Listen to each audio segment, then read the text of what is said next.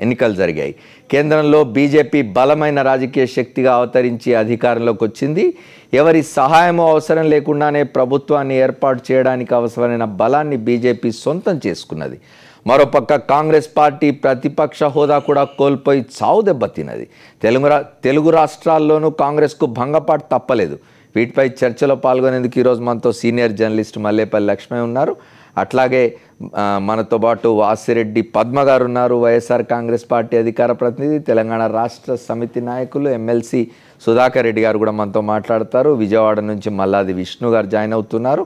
తర్వాత భారతీయ జనతా పార్టీ అధికార ప్రతినిధి మనతో శ్రీధర్ రెడ్డి కూడా జాయిన్ అవుతారు. తెలుగుదేశం పార్టీ నాయకులు చందు సాంబశ్వరరావు కూడా జాయిన్ అవుతారు. ముందుగా లక్ష్మీ గారితో మొదలు పెడతాం. లక్ష్మీ గారు, ఇది మనం చర్చలోకి వెళ్లే ముందు అసలు 2014 ఎట్లా వెళ్ళిపోయిందో ఒకసారి చూద్దాం.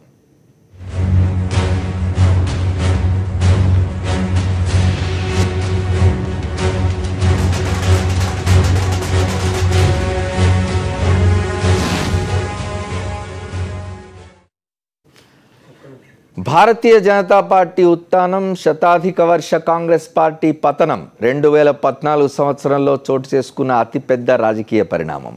రెండు తెలుగు రాష్ట్రాలుగా ఏపీ పునర్వ్యవస్థీకరణ ఓ చారిత్రక మైలురాయి. ప్రపంచానికి సరికొత్త శత్రువుగా ఐసిస్ ఉగ్రవాద అవతరణ ఈ ఏడాదిలో చెప్పుకోదగ్గ అంశాలు.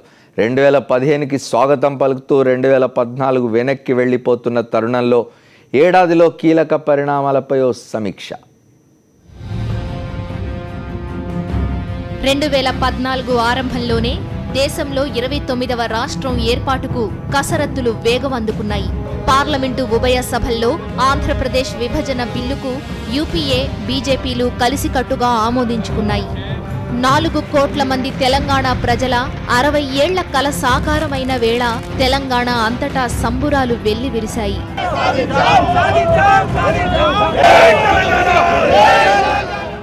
రాష్ట్రాన్ని అయితే ఇచ్చారు, కానీ 2 తెలుగు రాష్ట్రాలకు ఇవ్వాల్సిన నిధులు, కల్పించాల్సిన వసతులు, పరిష్కరించాల్సిన సమస్యలు, వివాదాల విషయంలో ఎలాంటి స్పష్టత ఇవ్వకుండానే కేంద్రంలోని యూపీఏ పక్కకు తప్పుకుంది. సార్వత్రిక ఎన్నికల్లో యూపీఏ అవినీతిని చీల్చి చెండాడుతూ బీజేపీ ప్రచార బాధ్యతను భుజాలకెత్తుకున్న నరేంద్ర మోదీకి దేశవ్యాప్తంగా అపూర్వ ఆదరణ లభించింది. కశ్మీరు నుంచి కన్యాకుమారి వరకు మోదీ ప్రభంజనం వీచింది. ఫలితంగా సుదీర్ఘకాలం అనంతరం కేంద్రంలో ప్రభుత్వాన్ని ఏర్పాటు చేయడానికి అవసరమైన పూర్తి మెజారిటీని బీజేపీ సాధించింది. 282 స్థానాలతో బీజేపీ అతిపెద్ద పార్టీగా అవతరించింది. మోదీ హవా బీజేపీకి పట్టం కట్టింది. ఎన్నికల్లో పొత్తుల కారణంగా సొంతంగా ప్రభుత్వాన్ని ఏర్పాటు చేయగలిగిన బలం ఉన్నప్పటికీ మిత్రపక్షాలతో కలిసి నరేంద్ర మోదీ ప్రభుత్వం కొలువు తీరింది. 2004 నుంచి 10 ఏళ్ల పాటు కేంద్రంలో అధికారంలో ఉన్న కాంగ్రెస్ సారథ్యంలోని యూపీఏ కూటమి ఎన్నికల్లో చావు దెబ్బతింది. ప్రత్యేకించి కాంగ్రెస్ పార్టీ 125 ఏళ్ల తన ప్రస్థానంలో ఎన్నడూ లేనంత అధ్వాన్న స్థితికి దిగజారింది. ప్రతిపక్షమని చెప్పుకోవడానికి సరిపడా బలం కూడా పొందలేక కాంగ్రెస్ పార్టీ ఘోర పరాభవాన్ని మూటకట్టుకుంది. ఎన్నో స్కాముల్లో ఇరుక్కున్న కాంగ్రెస్ పార్టీని ప్రజలు నిర్ద్వందంగా తిరస్కరించారు. ఇక్కడ రాష్ట్రంలోనూ కాంగ్రెస్ దారుణంగా దెబ్బతింది. విభజన దరిమిలా జరిగిన ఎన్నికల్లో ఏపీలో కాంగ్రెస్ ఒక్కటంటే ఒక్క ఎమ్మెల్యే సీటు కూడా గెలవలేకపోయింది. పీసీసీ అధ్యక్షుడు, మాజీ అధ్యక్షుడితో సహా పార్టీలోని అతిరథ మహారథులందరూ డిపాజిట్లు కోల్పోయారు. ఏపీలో కాంగ్రెస్ పార్టీ ఇంచుమించు ఖాళీ అయిపోయింది. ఎన్నికలకు ముందు, తరువాత కూడా కాంగ్రెస్ పార్టీ నుంచి వలసలు ఏపీ ఎక్స్ప్రెస్ కన్నా వేగంగా జరిగిపోయాయి. 29వ రాష్ట్రంగా అవతరించిన తెలంగాణలో రాష్ట్రాన్ని తెచ్చింది, ఇచ్చింది తామే కాబట్టి అధికారంలోకి వస్తామని కాంగ్రెస్ నాయకత్వం పెట్టుకున్న ఆశలు నీరుగారిపోయాయి. 17 ఎంపీ స్థానాల్లో 2 స్థానాలతో సరిపెట్టుకుంది. అసెంబ్లీ ఎన్నికల్లో తెలంగాణ రాష్ట్ర సమితికే ప్రజలు పట్టం కట్టారు.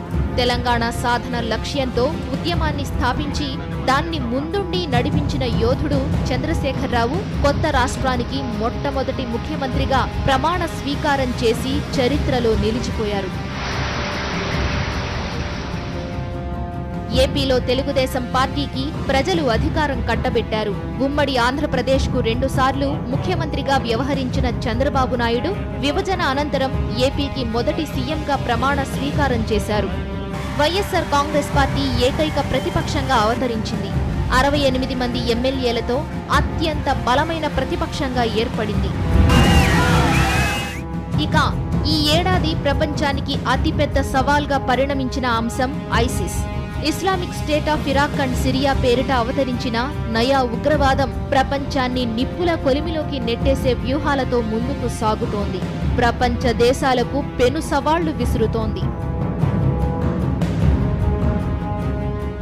పొలిటికల్ డెస్క్, సాక్షి న్యూస్. 2014 సంవత్సరం వెళ్ళిపోతున్నది. కొద్ది గంటల్లో 2015 సంవత్సరం రాబోతూ ఉన్నది. ఈ సంవత్సర కాలం జరిగిన దాని మీద ఒక సమీక్ష మనం చూస్తున్నాం. ఇప్పుడు లక్ష్మయ్య గారితో మొదలుపెడిన లక్ష్మయ్య గారు, అంతర్జాతీయంగా జాతీయంగా మన తెలుగు సమాజంలో ఈ 2014 సంవత్సరం అనేకమైన కీలక ఘట్టాలను చూసింది. అంతర్జాతీయంగా చూసినప్పుడు ఐసిస్, ఇంతకుముందు చెప్పుకున్నట్టు ఇస్లామిక్ టెర్రరిజం అనేది మొత్తం ప్రపంచాన్ని కుదిపేసే స్థితిలో హింసాకాండకు తలపడింది. అట్లాగే ప్రధానంగా అంతర్జాతీయ వ్యవహారాలు చూసినప్పుడు అది కనిపిస్తుంది మనకు.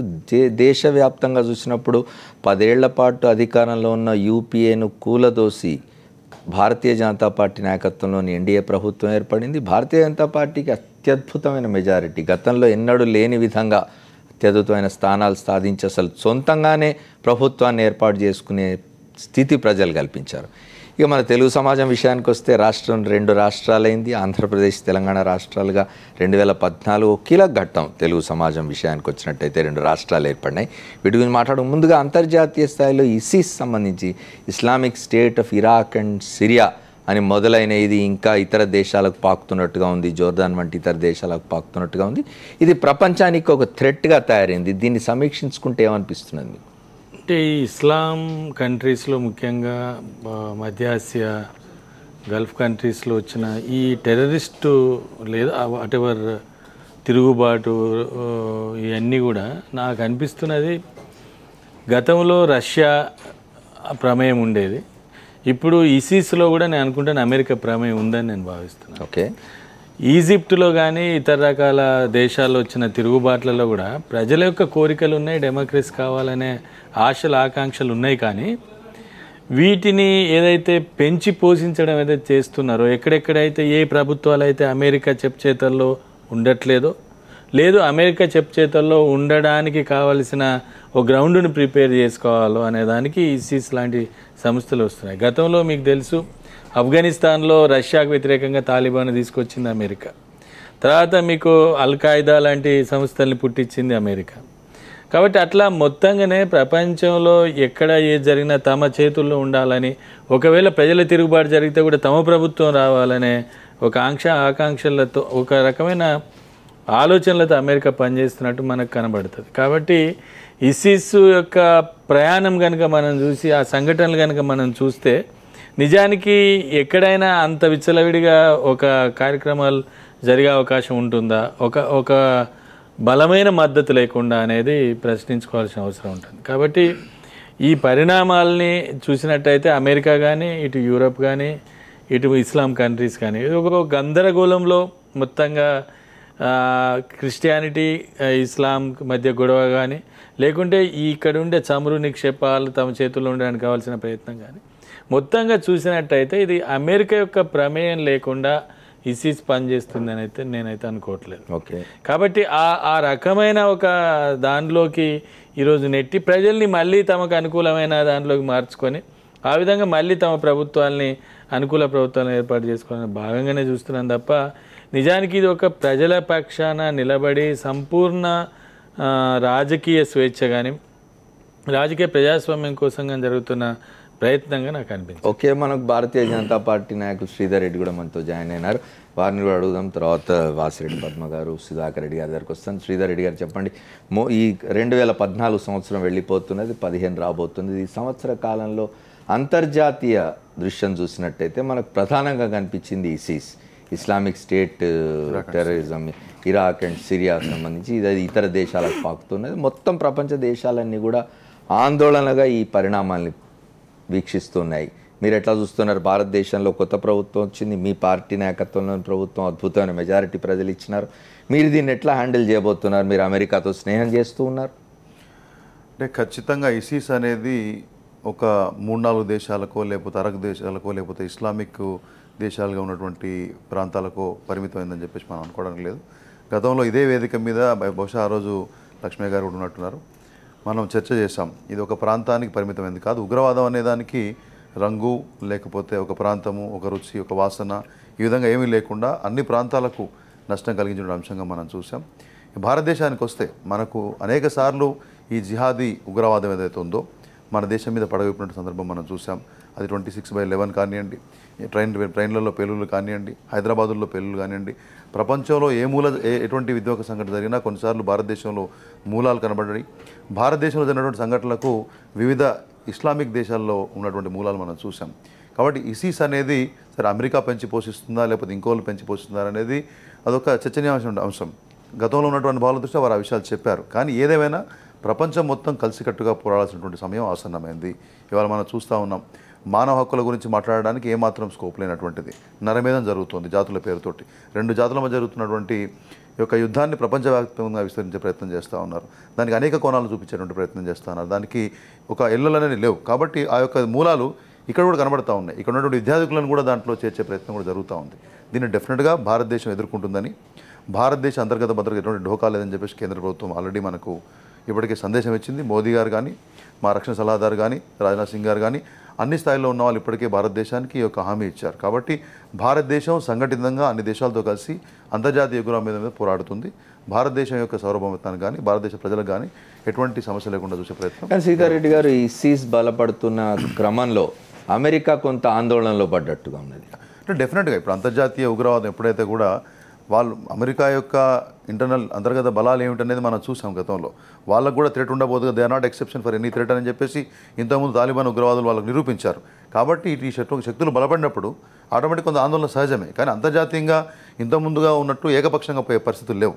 వాళ్ళకు కూడా అన్ని దేశాలను కూడా కలుపుకోవాల్సిన పరిస్థితి. ఎందుకంటే ఏదైతే నరేంద్ర మోడీ గారిని వ్యతిరేకించినటువంటి అమెరికా ప్రభుత్వం ఇవాళ మనకు అక్కడికి ఇన్విటేషన్ పంపించడము, మనం అడగగానే ఇప్పుడు జనవరి 26 ఇక్కడ రావటము, పెరుగుతున్నటువంటి భారతదేశం యొక్క ప్రతిష్ట, అమెరికా కూడా సభ్య దేశాలన్నిటితోటి అన్ని దేశాలతోటి కలిసి పనిచేయాలంటే ఒక ఆలోచన దానికి దగ్గరకు వస్తుందని చెప్పేసి చెప్పడానికి. ఓకే, సుధాకర్ రెడ్డి గారు చెప్పండి. అంతర్జాతీయ పరిస్థితులు చూసినప్పుడు వారు చెప్పినట్టుగా అమెరికా భారత్ సంబంధాలు, తర్వాత పెరుగుతున్న ఉగ్రవాదం, వీటన్నిటి నేపథ్యంలో చూసినట్టయితే 2015 ఎట్లా ఉంటుంది?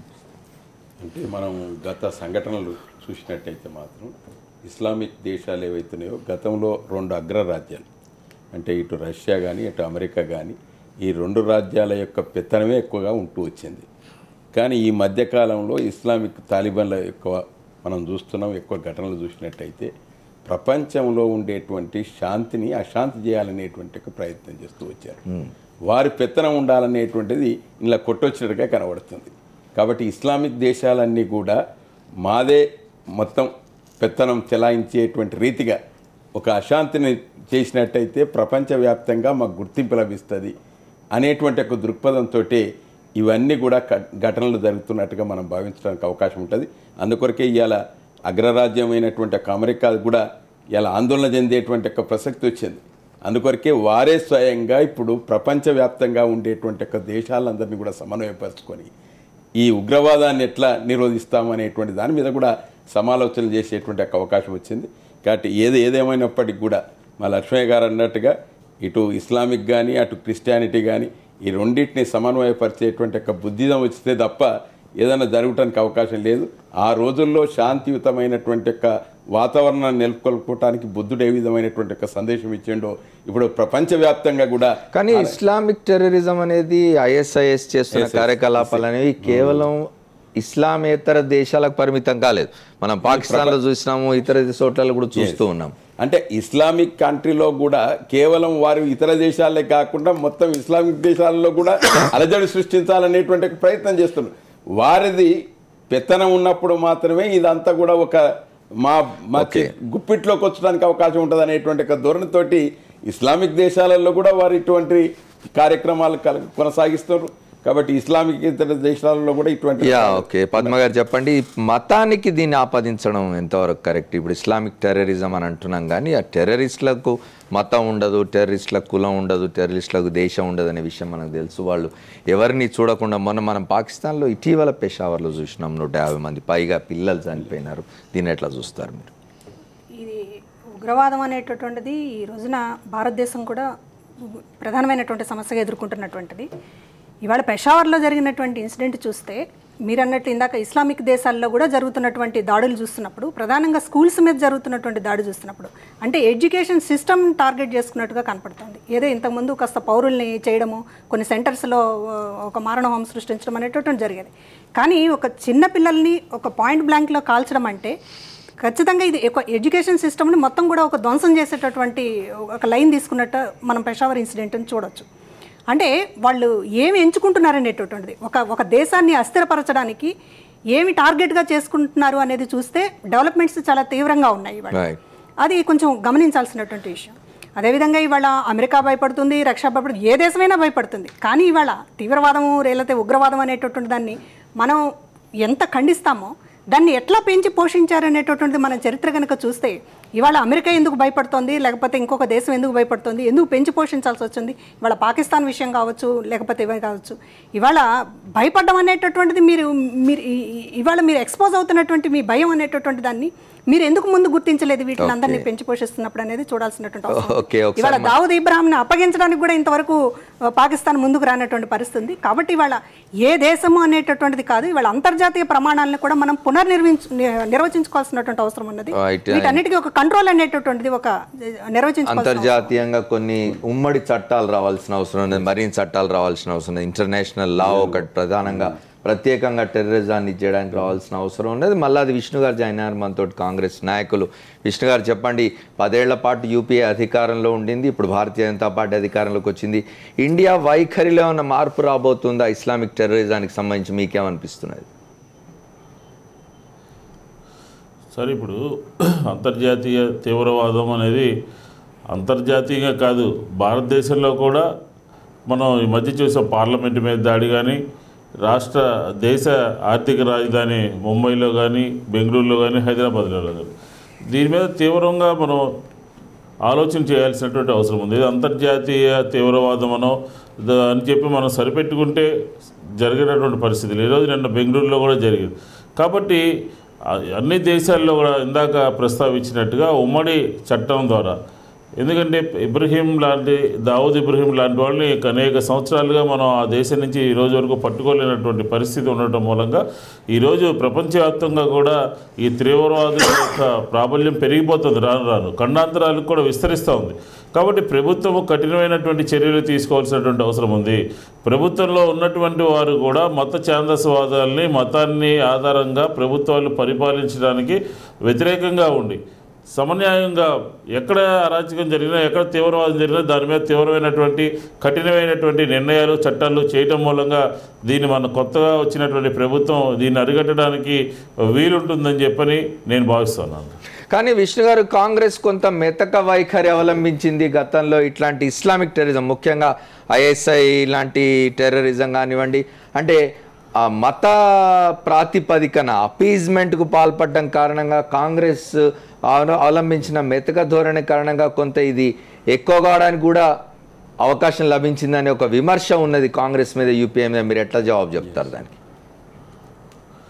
లేదు, అది ఒక అపోహ లేకపోతే ఒక రకమైనటువంటి ఇదే తప్ప గత 10 సంవత్సరాల్లో యూపీఏ ప్రభుత్వం ముందు జాగ్రత్తలు తీసుకోవడము, తీవ్రంగా ఉన్నటువంటి ఉగ్రవాదులను అరెస్ట్ చేయడము, వారి మీద యాక్షన్ తీసుకోవడము ఎక్కడా కూడా ఉపేక్షించేటటువంటి పరిస్థితి గత 10 సంవత్సరాలు కూడా ఎక్కడా లేదు. ఎందుచేతనంటే పక్కన ఉన్నటువంటి పొరుగు రాష్ట్రం నుంచి మనకి సవాళ్ళు ఎదురవుతున్నప్పటికీ కూడా స్నేహ సంబంధాలు కొనసాగిస్తూనే ఖచ్చితంగా ఉగ్రవాదం పట్ల, తీవ్రవాదం పట్ల తీవ్రమైనటువంటి కఠినమైనటువంటి చర్యలు తీసుకుంది. కాబట్టి దాన్ని కాంగ్రెస్ పార్టీ అధికారంలో ఉన్నప్పుడే ఒక మెతక వైఖరి చూసి చూడనట్టు పోయినటువంటి విధానం ఉంది అని చెప్పి మనం ఎక్కడా కూడా అనుకోవడానికి లేదు. ఇది దీని మీద స్పష్టంగా క్లారిటీగా ఉంది. ఓకే, లక్ష్మి గారు ఒకటి చెప్పండి. కాంగ్రెస్ నాయకత్వంలోని యూపీఏ, ఇప్పుడు భారతీయ జనతా పార్టీ నాయకుల్లోని ఎన్డీఏ, ఈ రెండు ప్రభుత్వాల్లో ఏదైనా ఇట్లాంటి ఇష్యూని హ్యాండిల్ చేసేటప్పుడు పాలసీ చేంజెస్ ఏమైనా కనిపిస్తాయా? అంటే పాలసీ చేంజ్ అయితే ఇప్పటికేం కనిపించట్లేదు. కాకపోతే బీజేపీ పార్టీకి ఉండే ఆ రాజకీయాలు ఏవైతే ఉన్నాయో కొంత అగ్రెసివ్గా మాట్లాడటం కానివ్వండి, అవన్నీ జరుగుతున్నాయి. కానీ అంతకు మించి కొత్తగా చట్టాలు వచ్చినాయి కానీ అటువంటి ఏం లేవు. తర్వాత రెండోది నేను అనుకుంటాను, ఇవి చట్టాల ద్వారా ఏదో మార్పు వస్తుందని నేను అనుకోవట్లేదు. టెర్రరిజంని చట్టాల ద్వారా అణిచివేస్తాము, తీసి జైల్లో పెట్టేస్తే సరే. 2015లో దీన్ని ఎట్లా ఆపుతాం? ఒకటి జరగాల్సింది ఏంటంటే ఇక్కడ రెండు విషయాలు ఉండాలి. ఒకటి, భారతదేశంలో కానీ ప్రపంచంలో కానీ ఒక 40% మంది యువకులు వస్తున్నారు సమాజంలో. ఈ 40% మంది యువకుల్ని మీరు ఎట్లా అకామిడేట్ చేస్తారు? వాళ్ళ రిక్వైర్మెంట్స్ ఎట్లా అడ్రస్ చేస్తారు? ఆలోచించాలి. అది ప్రభుత్వాలు ఆలోచించాలి. చట్టాలు చేస్తాం, జైల్లో పెడతాం, ఉరిశిక్షలు వేస్తాం. ఉరిశిక్షలు వేస్తే హత్యలు ఆగలేదు, ఉరిశిక్షలు వేస్తే అత్యాచారాలు ఆగలేదు. అట్లా ఆగుతాయని నేనైతే అనుకోవట్లేదు. కాకపోతే కొంత రిస్ట్రెయిన్ అవుతాయి, కర్బ్ చేయడానికి ఆస్కారం ఉంటుంది. ఇప్పుడు మనకు ఉదాహరణకు తెలంగాణ ఆంధ్ర రాష్ట్రం ఉంది. ఆంధ్ర రాష్ట్రానికి 5 కోట్ల జనాభా, 40% అంటే దాదాపు 2 కోట్ల మంది యూత్. 2 కోట్ల మంది యూత్లో ఒక 1 కోటి మందిని పక్కకు తీసి పెడదాం. 1 కోటి మందిని గవర్నమెంట్ అకామిడేట్ చేయాలి కదా. తెలంగాణ రాష్ట్రంలో 1,60,00,000, 1 కోటి మందిని తీద్దాం పక్కకి, 60 లక్షల మందిని అకామిడేట్ చేయాలి కదా. అంటే నేను ఏమంటానంటే మనము ఎప్పుడు ఆ పుండును చూసి పుండు మీద మందు పెట్టడానికి ప్రయత్నం చేయటం కాదు. పుండు ఎందుకు వచ్చి మూలాల్లోకి వెళ్ళాలి. ముఖ్యంగా యూత్ని అడ్రస్ చేయాలి. యూత్ని అడ్రస్ చేయకపోతే ఇప్పుడు ఈ పద్ధతిలో వస్తుంది. ముందు 70లో నక్సలైట్లు వచ్చిండ్రు, ఆ తర్వాత వాళ్ళు పోయినరు, తెలంగాణ మూవ్మెంట్ వచ్చింది, అది తెలంగాణ రాష్ట్రం వచ్చింది. అక్కడ ఒక అసంతృప్తిని తాత్కాలికమైన పద్ధతిలో కప్పి పెడతామని కాకుండా, మూసేస్తామని కాకుండా వెంటిలేషన్ ఇచ్చి వానికి ఒక అకామిడేషన్ చేయాలి. ఇప్పుడు స్కిల్ డెవలప్మెంట్ అనేది కేంద్ర ప్రభుత్వం పెట్టింది, దాన్ని చిత్తశుద్ధితో చేయాలి. ఇప్పుడు 90% మంది drop outs, SC ST BC పిల్లలు, వీళ్ళందరూ ఎక్కడికి పోవాలి, ఏం చేయాలి అంటే ఒక నిర్దిష్టమైన మిషన్ మోడ్లో ప్రయత్నం జరగాలి. అంతర్జాతీయంగా పెను ముప్పుగా తయారైన, పెను సవాల్గా తయారైన ఐఎస్ఐఎస్ వంటి ఉగ్రవాద కార్యకలాపాలకు సరైన పరిష్కారం యూత్ అవసరాలను అడ్రస్ చేయడమని లక్ష్మీ గారు చెప్తారు. ఒక షార్ట్ బ్రేక్ తీసుకొని వెనక్కి వచ్చేద్దాం.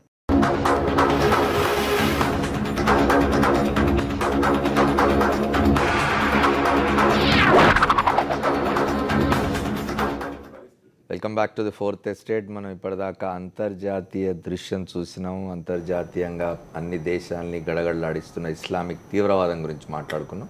ఇప్పుడు భారతదేశంలో జరుగుతున్న విషయాల గురించి మాట్లాడుకుందాం. లక్ష్మయ్య గారు చెప్పండి, భారతదేశంలో 10 సంవత్సరాల తర్వాత యూపీఏ 1, యూపీఏ 2 తర్వాత 6 మాసాల క్రితం 7 మాసాల క్రితం జరిగిన ఎన్నికల్లో భారతీయ జనతా పార్టీ అత్యద్భుతమైన మెజారిటీని ఇచ్చారు ప్రజలు భారతీయ జనతా పార్టీకి. ఆ పార్టీ తన మిత్రపక్షాలతో కలిసి ప్రభుత్వాన్ని ఏర్పాటు చేసింది. 7 మాసాల కాలంలో, ఇప్పుడు సంవత్సరం ఎండ్ అయిపోతున్నది, 7 మాసాల కాలంలో భారతీయ జనతా పార్టీ నేతృత్వంలోని కేంద్ర ప్రభుత్వం ఎట్లా పనిచేసింది అనిపిస్తుంది బ్రీఫ్ మాట? అంటే దీన్ని పని విధానానికంటే ముందు ఒకటి మాట్లాడుకోవాల్సింది ఏంటంటే, అత్యధిక మెజారిటీ ఇవ్వటం అనేదానికి గతంలో ఒక సంఘటన కూడా ఉంది. ఇందిరాగాంధీ గారికి కూడా గరీబీ హఠావో టైంలో పెద్ద మెజారిటీ వచ్చింది. 72 ఎన్నికల్లో పెద్ద మెజారిటీ ఇచ్చారు. అప్పుడు పేదల నినాదం తీసుకుంటే ఆమెకు ఆ రిజల్ట్ వచ్చింది. ఇప్పుడు కరెక్ట్గా బీజేపీ మధ్యతరగతి వర్గం యొక్క నాడిని, అంటే 72 నుంచి 2014 వరకు దాదాపు ఒక 42 ఏళ్ళ దీంట్లో చాలా మిడిల్ క్లాస్ పెరిగింది. మిడిల్ క్లాసు అంటే జనాభాలో మిడిల్ క్లాస్ శాతం పెరిగింది. కరెక్ట్గానే అది గుర్తుపట్టి ఆ నిర్ణయం తీసుకొని పనిచేయడం జరిగింది. ఇక్కడి వరకు బాగానే ఉంటుంది. అయితే ఏ ఆస్పిరేషన్స్ వల్ల మనం గెలిచాము, లేకపోతే ఏ అంశాలని ప్రధానంగా చేయడం వల్ల మనం ఇక్కడికి తీసుకురావడం జరిగింది అనేది చూసుకుంటే, ప్రధానంగా మేము నిజాయితీ కలిగిన ప్రభుత్వాన్ని ఇస్తాము, అభివృద్ధి చేస్తాము, తర్వాత ఈ నగరాలని, పట్టణాలని, గ్రామాలని మేము సమంగా అభివృద్ధి చేస్తాము. అంటే ఒక అభివృద్ధి నినాదాన్ని కేవలం అభివృద్ధి నినాదంతో వచ్చింది. అభివృద్ధి కూడా మేము అన్ని రకాల డెవలప్మెంట్, మధ్యతరగతిని వీటన్నిటిని చూస్తాము అనే పద్ధతిలో తీసుకొచ్చి ట్రాన్స్పరెన్సీ, తర్వాత మేము చాలా నిజాయితీగా అనేక రకాల మౌలికమైన దాంట్లో మేము వెళ్తామని చెప్పడం వలన ప్రజలు నమ్మి ఓట్లు వేశారు. అయితే ఇక్కడి ప్రభుత్వం ఇప్పుడు 6 నెలలే అయింది కాబట్టి మనం ఇప్పటికిప్పుడు చేసి తూచి అయిపోయింది అని చెప్పడానికి లేదు. కానీ ఒకటి గుర్తుపెట్టుకోవాల్సింది ఏంటంటే, ఒక మ్యాండేట్ ఎప్పుడైతే ప్రజలు ఇస్తారో ఆ మ్యాండేట్ని ఆయన చెప్తున్నారు, నేను ప్రధానమంత్రిని కాదు ప్రధాన సేవకుని చెప్తున్నాను. అదొక మంచి పరిణామమే, మంచి నిర్ణయమే. కానీ డెలివరీకి సంబంధించి, అంటే ప్రజలకు ఏ ఏ సౌకర్యాలు అయితే అవకాశాలు అయితే ఇవ్వాలని వాటి అన్నిటిని ఇవ్వటం. మళ్ళా ఎగెయిన్ అదే ఇప్పుడు ఇండియాలో ప్రధానమైన సమస్య యూత్ సమస్య. నేను ఎందుకు ఇది పదే పదే చెప్తున్నానంటే మనం దీన్ని అడ్రస్ చేయకపోతే దీన్ని అడ్రస్ చేయలేం. ఎందుకంటే విద్యార్థులు చదువుకొని స్కూళ్ళల్లో ఉంటారు, వాళ్ళకు కొత్తగా నువ్వు చేయాల్సింది ఏమి ఉండదు విద్యను అందించడం. 30, 40, 50 ఏళ్ళ తర్వాత ఉన్న వాళ్ళందరూ సెటిల్ అయిపోతారు. వాడు అరపూటో 2 పూటలో తిండి తిని వాడు సెటిల్ గింత అని సెటిల్ అవుతారు. ఆస్పిరేషన్స్ అన్ని ఇక్కడే ఉంటాయి. 19 to 35 మధ్యలో ఆస్పిరేషన్స్ ఉంటాయి. నేను అది కావాలి ఇది కావాలి ఆరాటం ఉంటుంది నాకు. ఇదే ఈ హీట్ అది నెరవేరకపోతే ఫ్రస్ట్రేషన్, హీట్ జనరేట్ అవుతున్న ఈ గ్రూప్ ని అడ్రస్ చేయాలి. హీట్ జనరేట్ అప్పుడు 1972లో ఈ పరిస్థితి లేదు. 1972లో పేదరికము, నేను పేదోడు, గరీబు, హర్జన్, గిరిజన్ అంటే ఓట్లేసారు. ఈరోజు హర్జన్, గిరిజన్ అన్నోళ్ళు ఓడిపోతున్నారు. ఎందుకంటే ఇదో ట్రెండ్. ఇది ఒక మిడిల్ క్లాస్, మిడిల్ క్యాస్ట్స్ ఒక రంగంలోకి వస్తున్న తరుణంలో ఇప్పుడు ఆ ప్లాంక్ మీద ఏదైతే నరేంద్ర మోదీ గెలిచారో ఒక కొత్త క్లాస్ కూడా వస్తుంది, డెవలప్ అయింది. అందుకే నేను చెప్పేది ఈ నినాదానికి వీళ్ళు పడ్డారు. ఇప్పుడు గరీబీ హటావో, దళితులు, ఆదివాసులు అంటే ఎవరు ఓట్లేరు, ఓడిపోతారు.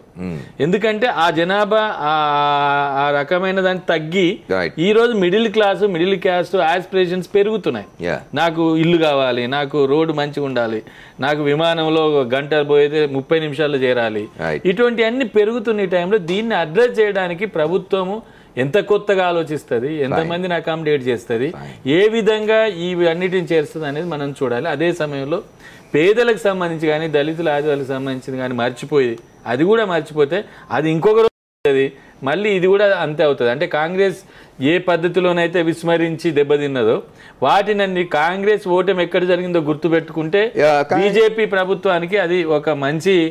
ఇంకొక విషయాన్ని కూడా మనం మాట్లాడుకోవాలనుకుంటే లక్ష్మయ్య గారు, ఈ గత 7 మాసాల కాలంలో బహుశా శ్రీధర్ రెడ్డి గారు అంగీకరించకపోతున్నారు. ఎప్పటికప్పుడు ప్రధానమంత్రి నరేంద్ర మోడీ అట్లాగే భారతీయ జనతా పార్టీ నాయకత్వం మీరు జాగ్రత్తగా మాట్లాడండి ప్రజల్లోకి వెళ్ళినప్పుడు అని చెప్పినప్పటికీ ఎప్పటికప్పుడు పార్లమెంట్లో ఏదో ఒకటి మాట్లాడి వివాదాస్పదులు అవుతూ ఉన్నారు. నిన్నగాక మొన్న ముంబైలో విదర్భకు సంబంధించిన ఒక పార్లమెంట్ సభ్యుడు, భారతీయ జనతా పార్టీ పార్లమెంట్ సభ్యుడు రైతులు చస్తే చావని అన్నాడు. అదే ఇప్పుడు అనేకమైన వచ్చినాయి మతపరమైన వివాదాల్లోకి కానీ లేదా ఇట్లాంటి వివాదాల్లోకి కానీ పార్లమెంట్ సభ్యులు పదే వెళ్తూ ఉన్నారు. దీనికి కారణం ఏంటి? ఇది నిజానికి ఆలోచించాల్సింది పార్టీ లేకుంటే ప్రధానమంత్రి లాంటి వాళ్ళు ఆలోచించాలి సీరియస్గా. ఎందుకంటే నిన్నటి స్టేట్మెంట్ కూడా చాలా అది ఎక్కడ చేశాడో సందర్భం ఏంటో మనకు తెలియదు. ప్రాబ్లం ఇంకోటి ఏమవుతుందంటే మీడియా కూడా ఏ సందర్భంగా చేసిండ్రో కూడా మనకు అర్థం కావడానికి కూడా ఇది చేయట్లేదు. కాబట్టి సరే సందర్భం ఏదైనా కూడా అటువంటి ఒక దురుసుగా లేకుండా చాలా అనెతికల్గా అట్లాంటి సంకేతాలు పోయే విధంగానే మాట్లాడకూడదు బాధ్యతాయుతులైన పార్లమెంట్ సభ్యులు. మొన్న మనం గతంలో అనుకున్నట్టే ప్రతి ఒక్కరం రాజ్యాంగాన్ని గౌరవించాలి, ప్రజల్ని గౌరవించాలి. ప్రజలు ఒకవేళ తప్పు చేసినా తప్పు అని ఇంకో పద్ధతిలో చెప్పి, ఇప్పుడు ఉదాహరణకి ఎందుకు క్యాంపెయిన్ చేయట్లేదు? నేను రీసెంట్గా తెలంగాణలో రైతుల ఆత్మహత్యల మీద ఒకటే చెప్పాము. మనము రైతుల ఆత్మహత్యలు జరుగుతున్నాయి అన్న దానికంటే ఒక 10 మంది 20 మంది మేధావులం కలిసి ఊరికి పోయి మీరు ఆత్మహత్యలు చేసుకోకండి, మేము ఉన్నాము, ప్రభుత్వం ఏం చేస్తుందో చేయని అని చూద్దాం, మేము ఉన్నాము, మీతో మాట్లాడుతామనే ఒక గ్యారంటీ మనం ఇవ్వలేకపోతున్నాం. అందుకే మేము ఏమనుకుంటున్నాం అంటే సందర్భం వచ్చింది కాబట్టి చెప్తున్నాం. తెలంగాణ విద్యావంతుల వేదిక జనవరి 10-11 తేదీల తర్వాత ఒక రథం ద్వారా మేము గ్రామం వెళ్ళి మీరు ఆత్మహత్యలు చేసుకోకండి, పోరాడండి, స్లోగన్ కూడా ఇచ్చాం, సావకండి, సంఘర్షించండి, కొట్లాడండి, గవర్నమెంట్ నిలబెట్టండి, అడగండి, కానీ చావద్దు.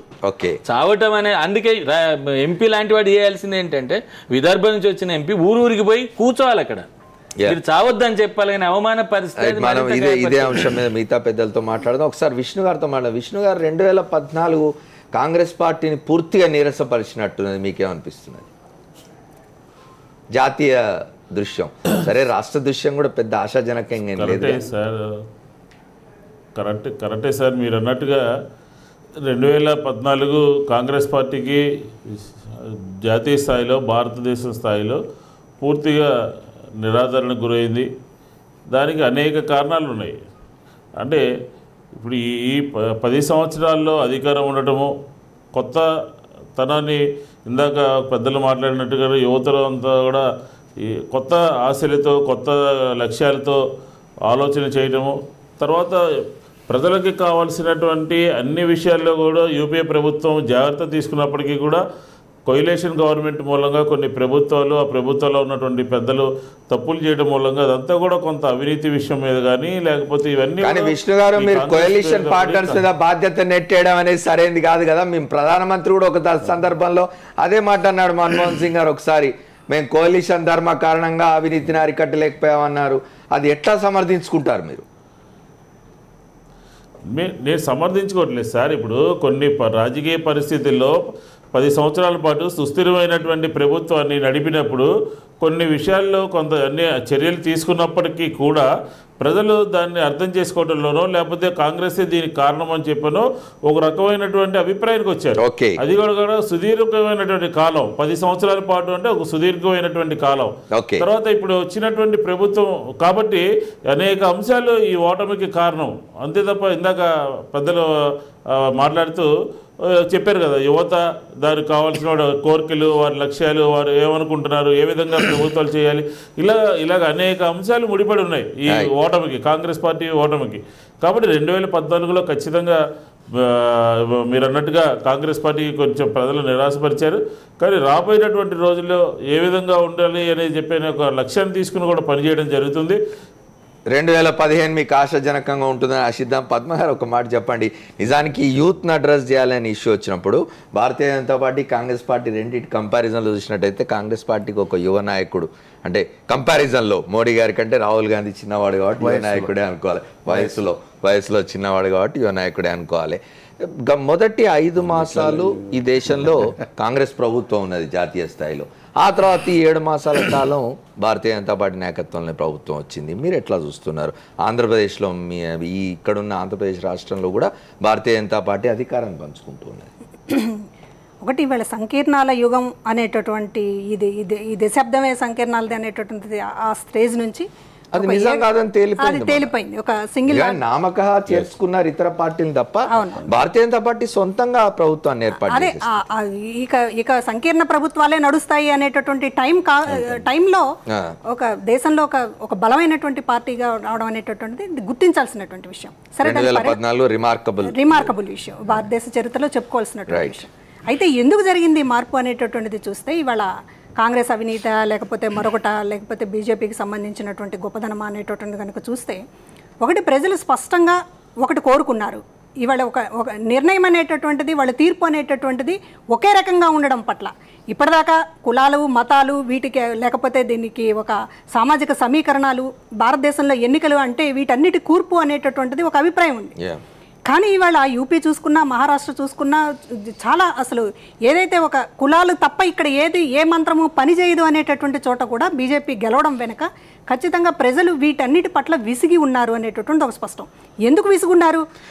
మహారాష్ట్ర ఎగ్జాంపుల్ చెప్తున్నారు, మొన్ననే జమ్మూ కాశ్మీర్ ఎగ్జాంపుల్ కూడా తీసుకోవాలి. మనం జమ్మూ కాశ్మీర్ మతపరంగా డివైడ్ ఖచ్చితంగా కనిపించినట్టు. అది ఇవాళ ఏంటంటే అక్కడ ఆదివాసీలు లేకపోతే దళితులు వీళ్ళందరూ కూడా వాళ్ళ మీద నిలబడలేరా? ఇందాక లక్ష్మీ గారు అన్నారు, వాళ్ళ పేరు చెప్పుకుని వాళ్ళు నిలబడేటటువంటి పరిస్థితి లేదు అంటే ఎందుకు జరిగింది ఈ పరిస్థితి? దళితుల పేరు చెప్పుకుని, ఆదివాసీల పేరు చెప్పుకుని, లేకపోతే మరొకరి పేరు చెప్పుకుని నిలబడి గెలిచి వాళ్ళకి సాధించినటువంటి అభివృద్ధి ఏమిటి? వాళ్ళ జీవితాల్లో ఏమన్నా మార్పు వచ్చిందా? రానప్పుడు ఏమైంది? వాళ్ళ ఆలోచన విధానం మారింది. మన పేరు చెప్పుకొని మన ఓటు బ్యాంకు మీద జరగడం కాదు, ఓవరాల్గా డెవలప్మెంట్ అనేటటువంటిది మాట్లాడే వాళ్ళు ఎవరు, ఓవరాల్గా ఈ దేశాన్ని అభివృద్ధి చేసే వాళ్ళు ఎవరు అనేటటువంటి విధంగా వాళ్ళ ఆలోచనలు మారింది. కనుక ఈ రోజున కేవలం యూత్ అనేటటువంటిది కాదు, మధ్యతరగతి అనేటటువంటిది కాదు, మొత్తం ఈ రోజున దళితులు కావచ్చు, మైనారిటీల్లో కూడా కొంత భాగం కావచ్చు, మొత్తం కూడా ఎవరైతే పేద వర్గాల ప్రజలు కూడా వాళ్ళ ఆలోచన అనేటటువంటిది సాంప్రదాయ ఓటు బ్యాంకుగా ఉన్నటువంటివి కొన్ని మూలాలు కదిలినాయి. ఇది ఈ పరిణామాన్ని రాజకీయ పార్టీలు గుర్తించాల్సినటువంటి అవసరం ఉంది. సుధాకర్ రెడ్డి గారు మీరు చెప్పాలి. 2014 సంవత్సరంలో మాత్రం, ఎందుకంటే భారతీయ జనతా పార్టీ అత్యధికమైనటువంటి సీట్లు గెలుచడానికి గల కారణం కాంగ్రెస్ వైఫల్యమే కారణం. ఎందుకొరకంటే మన్మోహన్ సింగ్ను చూపించి మన్మోహన్ సింగ్ విధానాలు, ఆర్థిక విధానాల వల్ల 2009లో ఎట్లనైతే నెగ్గుకొచ్చినామో 2014కి వచ్చే వరకు వారి ఆ పథకాలే ఆచరణలో పెట్టే వరకు మాత్రం అవినీతిమయమవుతూ వచ్చింది. కాబట్టి ప్రజలందరూ కూడా విసిగిపోయి ఈ యూపీఏ ప్రభుత్వం ఇక మనగడ సాధించది, కాబట్టి ఇక గత్యంతరం లేదు, మనకు మోడీ శరణ్యం అనేటువంటి రీతిగా ప్రజలు ఆ రకంగా వచ్చేటువంటి పరిస్థితి. మరొకటి ఏమిటంటే, మోడీ గారు అభివృద్ధి మంత్రాన్ని జపిస్తూ వచ్చిండు తప్ప ఎక్కడ కూడా హామీలు ఇచ్చినటువంటి ఒక ఉదంతం లేదు. ఒక్క హామీ కూడా ఒక్క హామీ ఇచ్చిన ఉదంతం లేదు. కేవలం నేను వచ్చినట్టయితే మాత్రం భారతదేశాన్ని అభివృద్ధి చేస్తా అనేటువంటి ఒక మాట చెప్తూ నల్లధనాన్ని వాపస్ తీసుకొస్తా అనేటువంటి ఒక మాట చెప్పింది. హామీలు లేవు కాబట్టి హామీలు ఇవ్వనప్పుడు సక్రమంగా పరిపాలన చేసేటువంటి ఒక సత్తా ఇలా మోడీకి ఉండవలసినట్టు అవసరం ఉండే. కానీ దురాదృష్టం ఈ 7 మాసాలలో చూస్తే ఏదైనా యూపీఏ విధానాలని అనుసరిస్తున్నట్టుగానే కనబడుతుంది తప్ప ఎక్కడ కూడా మోడీ యొక్క ముద్ర మార్కు మాత్రం కనబడేటువంటి చెప్పాలి. చెప్పండి. అంటే ఇవాళ ఇందాక మీరు కూడా అడిగారు ఎంపీలు ఇట్లా కాంట్రవర్షియల్ స్టేట్మెంట్స్. ఇవాళ మోడీ గారిని చూసినప్పుడు దాని వెనక ఒక బీజేపీ వెనక ఒక ఆర్ఎస్ఎస్ అని ఉందనేటటువంటి ఇవన్నీ కూడా దేశ ప్రజలకు తెలిసినటువంటి విషయాలే అయినా కూడా ప్రత్యామ్నాయం లేని పరిస్థితుల్లో ఇవాళ మోడీ గారిని చూసి ఓట్లేసినటువంటి ప్రజలు ఈ రోజున ఆయన ఏం స్టాండ్ తీసుకుంటారు, దీనిపైన ఎట్లా వ్యవహరిస్తున్నారు అనేది వేచి చూస్తోంది, దేశమే వేచి చూస్తోంది. వాళ్ళ పార్లమెంట్లో మాట్లాడినటువంటి సభ్యుల పట్ల మోడీ గారి వ్యవహార శైలి ఎలా ఉంది, ఆయన ఖండిస్తారా లేకపోతే వీటన్నిటిని ఆపేటటువంటి ప్రయత్నం చేస్తారా అనేది వాళ్ళ దేశం ఎదురు చూస్తుంది. దాన్ని బట్టి మోడీ గారి ఇదేంటనేది కూడా ఆధారపడి ఉంటుంది. ఎందుకంటే ఇవాళ ఆర్ఎస్ఎస్ అనేటటువంటిది బ్యాక్ సపోర్ట్ అనేటటువంటి తెలిసినప్పటికీ కూడా ప్రజలు ఓట్లు వేయడం వెనుక ఈ ఖచ్చితంగా ఒక తేడా చూపిస్తారనేటటువంటి ఒక నమ్మకంతో వేశారు. అది చూపిస్తారా లేదా శ్రీధర్ మీరు చెప్పాలి. మోదీ నుంచి ఎంత అయితే ఎక్స్పెక్ట్ చేసినారో అది రావడం లేదని సుధాకర్ రెడ్డి గారు చెప్తున్నారు, పద్మ గారు చెప్తున్నారు. కాంట్రవర్షియల్ ఇవే ఎక్కువ అవుతూ ఉన్నాయి. ఇప్పటివరకు 7 మాసాల కాలంలో అయితే పరిపాలనకు సంబంధించి మోదీ మార్క్ అంటూ బలంగా ఇంకా అనిపించలేదు అని అంటున్నారు. 2014 ఎట్లా అనిపించింది, 15 ఎట్లా ఉండబోతుంది? బ్రీఫ్ నేను ఒక సమాధానం చెప్తాను. చెప్పండి. ఎందుకంటే ఇంతమందికి నేను ఒకటేసారి బ్రీఫ్ చెప్పలేను. You have to give me time. నేనేమంటున్నా అంటే అమర్త్య సేన్ అని నోబెల్ గ్రహీత ఉన్నారు ఎకనామిక్స్లో. వారు ఎలక్షన్స్ కంటే ముందేమన్నారు, మోడీ లాంటి వాడు ఈ దేశాన్ని పరిపాలించడానికి నేను ఊహించలేకపోతున్నాను మాట్లాడారు.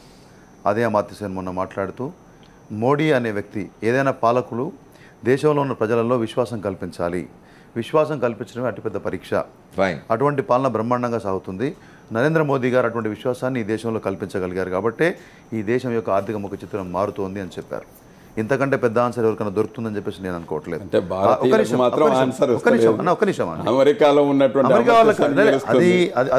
ఒకటి మనము ఏ గూగుల్స్ పెట్టి నల్ల కలద్దాలు పెట్టుకుంటే నల్లగా ప్రపంచం కనబడుతుంది. మన విండోస్ మార్చుకోవాల్సిన అవసరం ఉంటుంది.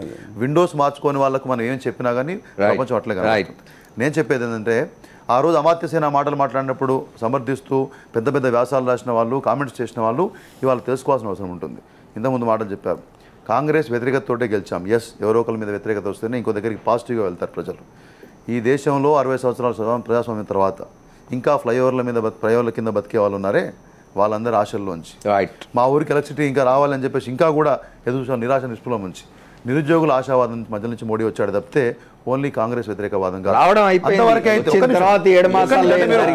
కాంగ్రెస్ వ్యతిరేకత నుంచే వచ్చారని 400 మంది అధికారులు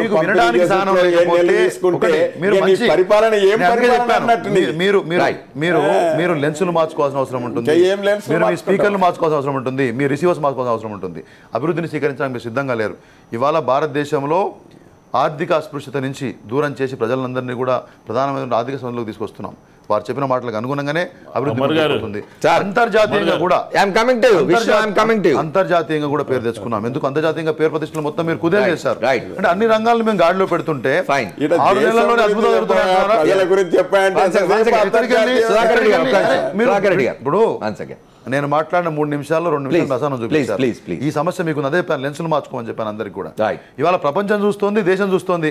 6 నెలల పాలన తర్వాత కూడా జార్ఖండ్లో పరిపాలన వచ్చింది, కాశ్మీర్లో కూడా పరిపాలనకు వచ్చే విధంగా ప్రజలు తీర్పిచ్చే విధంగా పరిస్థితి చూస్తే మీకు మాత్రం కనపడకపోతే మేమేం చేస్తాం? విష్ణు గారు, నేను మీతో మళ్ళీ మాట్లాడుతున్నా. షార్ట్ బ్రేక్ తీసుకుందాం.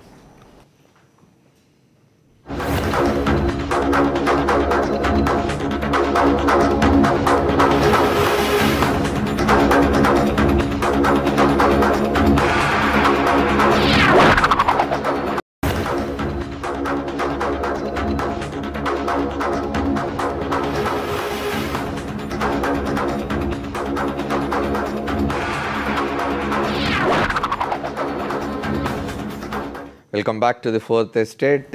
2014 సంవత్సరంలో తెలుగు సమాజం ఒక ప్రధాన ఘట్టాన్ని చూసింది. రాష్ట్రం విడిపోయింది, 2 రాష్ట్రాలైనవి తెలంగాణ ఆంధ్రప్రదేశ్. లక్ష్మయ్య గారు చెప్పండి, 7 మాసాల కాలం, 7 మాసాల క్రితం జూన్ 2న అపాయింటెడ్ డేన తెలంగాణ రాష్ట్రం ఏర్పడింది. 2 రాష్ట్రాలు, ఆంధ్రప్రదేశ్ రాష్ట్రం విడిపోయి 2 రాష్ట్రాలైంది. ఈ 7 మాసాల కాలాన్ని మీరు ఎట్లా వ్యూ చేస్తారు? ఈ 2 రాష్ట్రాలు విడిపోయిన తర్వాత జరిగిన 7 నెలల కాలం పూర్తిగా పరిపాలన ఇంకా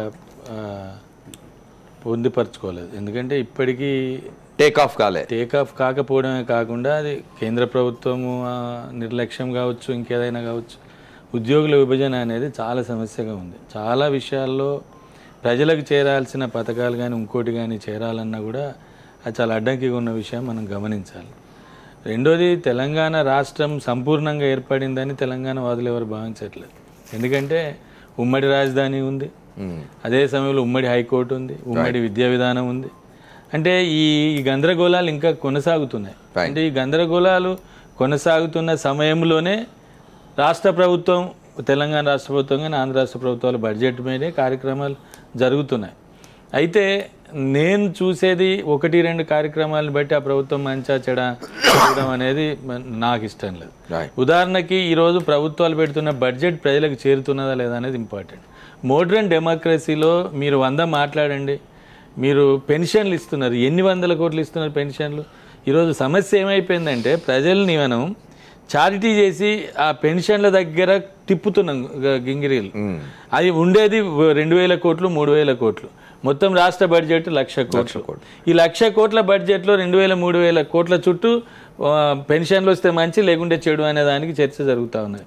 కాబట్టి నేను ఏమంటున్నంటే నిజానికి ప్రజలను మనం చూడాల్సింది కానీ మీలాంటి వాళ్ళం మాలాంటి వాళ్ళని చూడాల్సింది ఒక సమగ్రమైన అభివృద్ధికి వాళ్ళు వేస్తున్న పథకాలు ఏమిటి, దానికోసం మనం ఏం చేయాలనేది. అది ఉదాహరణకి ఆంధ్ర రాష్ట్ర ప్రభుత్వము చేస్తున్న వ్యవహారం కానివ్వండి, తెలంగాణ రాష్ట్ర ప్రభుత్వాలు చేస్తున్న వ్యవహారం కానివ్వండి, ఖచ్చితంగా మార్చి తర్వాతనే వీటి గురించిన అంచనా వస్తే బాగుంటుంది. తర్వాత రెండోది, కొన్ని ప్రభుత్వాలు అక్కడ, కొన్ని ప్రభుత్వాలు ఇక్కడ గందరగోళాలు ఉన్నాయి. వీటన్నింటిని కూడా సరి చేసుకోవాల్సిన బాధ్యత ఖచ్చితంగా ప్రభుత్వాల ఉంది.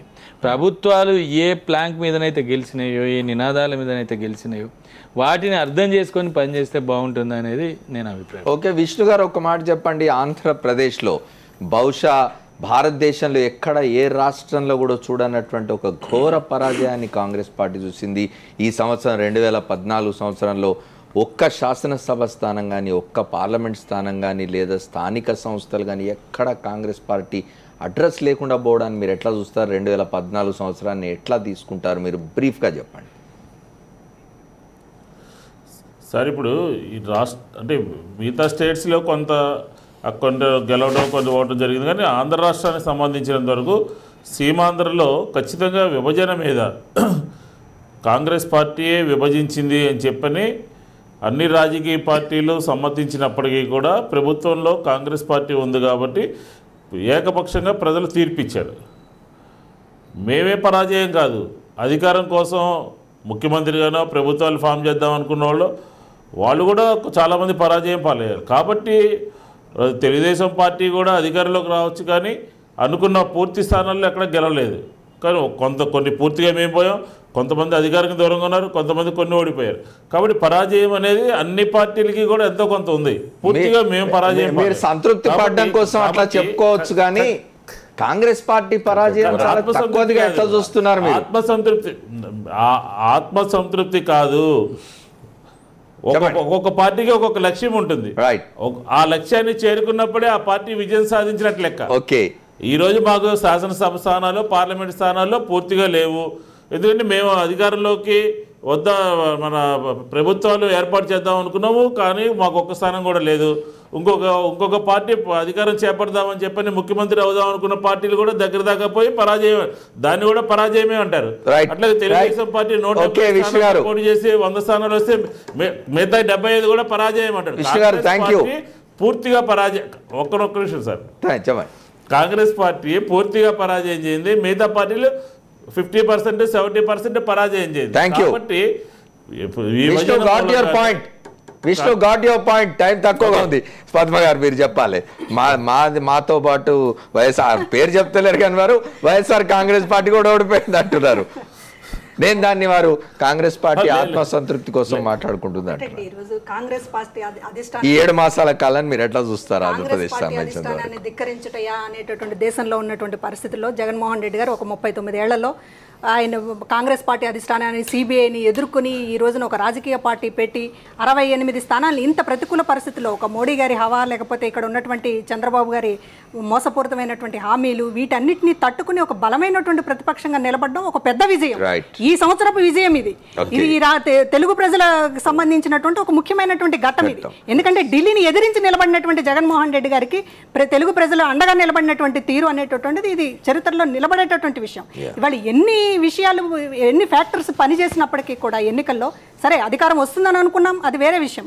కానీ ఓటింగ్ పర్సంటేజ్ ఎక్కడా తగ్గలేదు. బై ఎలక్షన్స్లో 18 ఎలక్షన్స్లో వచ్చినటువంటి పర్సంటేజ్తో చూసుకున్నప్పుడు ఓటింగ్ పర్సంటేజ్ అనేటువంటిది ఎక్కడా తగ్గలేదు. ఓట్ల తేడా కూడా చాలా తక్కువగా ఉంది. మొత్తం 5 లక్షల ఓట్ల తేడా.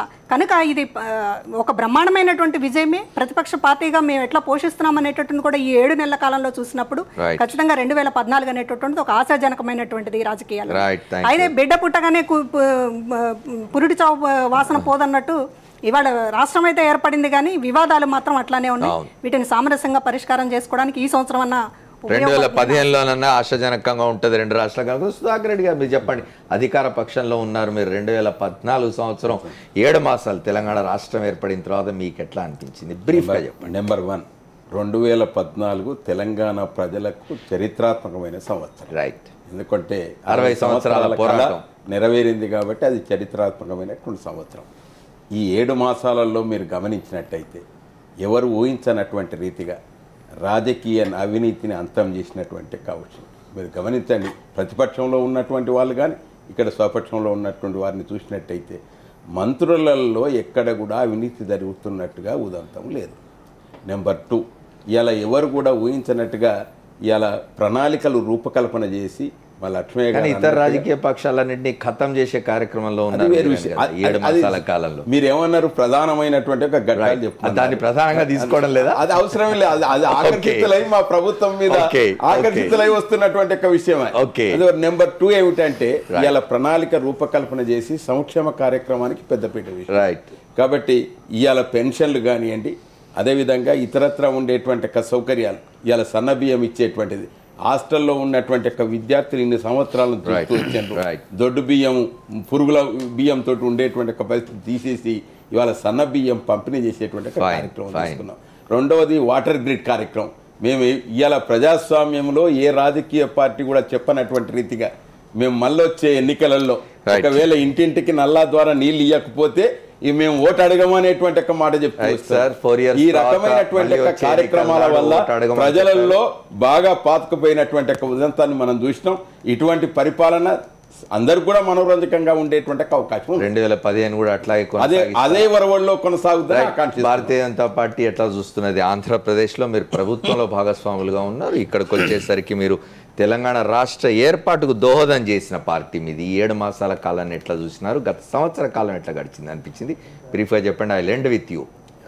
డెఫినెట్గా పోయిన సంవత్సరం అంటే పోతున్నటువంటి సంవత్సరం 2014 ఇటు కొద్ది గంటల్లో పోతున్నది 3-4 గంటలు. తెలంగాణ ప్రజలకు ఒక మంచి పరిణామాన్ని, అనేక సంవత్సరాల పోరాటానికి ఒక మంచి ముగింపు తీసుకొచ్చినటువంటి సంవత్సరంగా మనం గుర్తించుకోవచ్చు. రాజకీయంగా ఎవరికి అధికారం వచ్చింది, ఎవరికి రాలేదు అని మనం ఇవాళ బేరీ చేసుకోవాల్సిన అవసరం ఉన్నా లేకున్నా కానీ భారతీయ జనతా పార్టీ యొక్క కాంట్రిబ్యూషన్ ఏదైతే ఉందో, మద్దతు ఏదో తెలంగాణ ఫార్మేషన్కి ఈ ప్రజలు, ఈ రాష్ట్ర ప్రజలు ఎన్నటికీ కూడా మర్చిపోలేరు.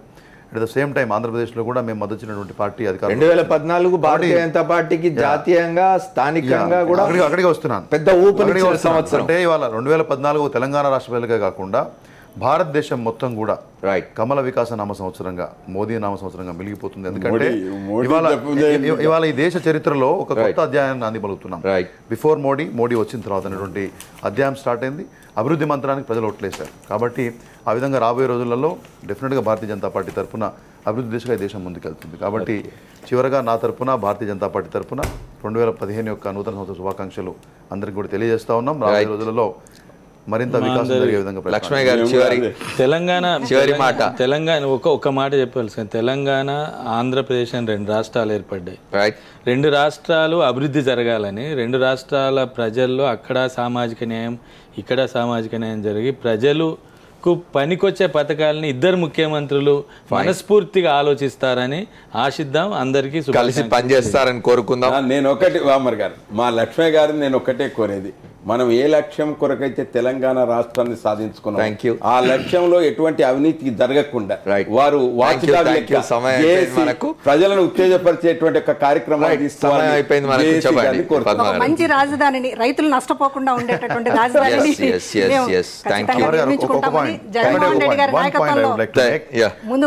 ప్రజలందరికీ. మల్లేపల్లి లక్ష్మయ్య గారు ప్రస్తావించినటువంటి ఒక ముఖ్యమైనటువంటి అంశం ఏంటంటే యువతను అన్రెస్ట్ వైపు అంటే పోకుండా చేయాల్సిన ప్రయత్నం ఉంది. దేశంలో అందరికీ ఉద్యోగాలు కల్పించాలనే ప్రయత్నానికి మోడీ గారు స్కిల్ ఇండియా వారు ప్రస్తావించారు. రెండోది మేక్ ఇన్ ఇండియా పేరుతోటి ఒక ఉత్పత్తి కేంద్రంగా అమర్ గారు చెప్పండి. ఒకే ఒక మాట సార్, ఏం లేదు చెప్పండి. సార్ ఒక నిమిషం. రాజకీయాల్లో ఎప్పుడు కూడా పర్మనెంట్గా ఓటర్లు ఒక పార్టీకి ఎప్పుడు కూడా ఉండరు. అది భారతదేశ చరిత్రలో మనకి ఎప్పుడు కూడా తెలుస్తుంది. కాబట్టి 2015లో విశ్వ గారు థ్యాంక్ యూ. మనిషి ఆశాజీవి, తప్పనిసరిగా ఆశ ఉండాల్సిందే. 2019 ఎన్నికల కోసం కాంగ్రెస్ పార్టీ సిద్ధం కావాలి, తప్పనిసరిగా దాని శ్రేణులు సిద్ధం కావాలని చేసుకోవాలని కోరుకుందాం. లక్ష్మయ్య గారికి, పద్మ గారికి, సుధాకర్ రెడ్డి గారికి, శ్రీధర్ రెడ్డి గారికి, మల్లాది విష్ణు గారికి కృతజ్ఞతలు. వారికి రాబోయే నూతన సంవత్సర శుభాకాంక్షలు. అంతర్జాతీయంగా పెను ముప్పుగా మారిన ఉగ్రవాదాన్ని ఎదుర్కొనేందుకు ప్రపంచం అంతా ఒక్కటి కావాలని 2014కు వీడుకోలు చెప్తూ ప్రపంచ ప్రజలందరూ ఆశిస్తున్నారు. అట్లాగే భారతదేశంలో మోదీ ముద్రతో వచ్చిన ఒక కొత్త ప్రభుత్వం వచ్చే రోజుల్లో 2015 సంవత్సరంలో మంచి చేయాలి, అభివృద్ధి సాధించాలని చెప్పి కోరుకుంటున్నారు. అట్లాగే 2 రాష్ట్రాలు ఏర్పడినాయి. తెలుగు సమాజం 2 రాష్ట్రాలుగా ఏర్పడింది. ఆంధ్రప్రదేశ్, తెలంగాణ రాష్ట్రాలుగా. ఈ 2 రాష్ట్రాల ముఖ్యమంత్రులు, ఈ 2 రాష్ట్రాల ప్రభుత్వాలు కలిసి ఈ 2 రాష్ట్రాల ప్రజల అభివృద్ధి కోసం కృషి చేయాలని చెప్పి దానికి ప్రతిపక్షాలన్నీ తోడ్పాటునివ్వాలి. ప్రతిపక్షాల సహకారంగా ఉంటుందని ఆశిద్దాం. ఇది 2014 రివ్యూ. ఇవాళ షోలో మనం 2014 గురించి మాట్లాడుకున్నాం. మళ్ళీ 4th ఎస్టేట్లో రేపు కలుద్దాం. Stay tuned to Sakshi. This is Amar signing off.